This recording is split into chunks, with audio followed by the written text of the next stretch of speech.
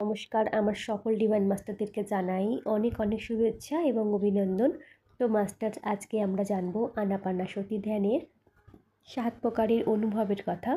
প্রথম অনুভব হলো শরীর এতটাই হালকা অনুভব হওয়া, যা মনে হয় যেন শরীরই আমাদের নেই।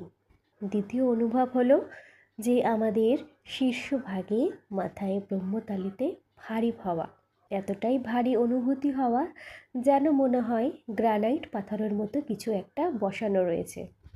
তৃতীয় অনুভব হলো আমাদের ভ্রুকুটির মধ্যস্থানে অথবা নাসিকার অগ্রভাগে নানান রকমের রং দেখতে পাওয়া। আর চতুর্থ অনুভব হলো আমাদের পিঠে খুব ব্যথা আমরা অনুভব করি।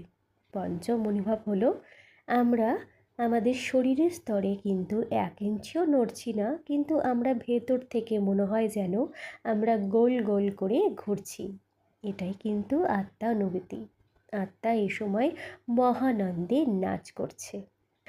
আর হচ্ছে ষষ্ঠ অনুভূতি, যেটা হলো আমরা মনে হয় যেন উঁচু আকাশে পাখিদের মতো আমরাও যেন আকাশে উড়ছি, অনেক উঁচুতে উড়ছি, মুক্ত পাখির মতো আমরা হালকা বোধ অনুভব করি, উড়ার অনুভূতি।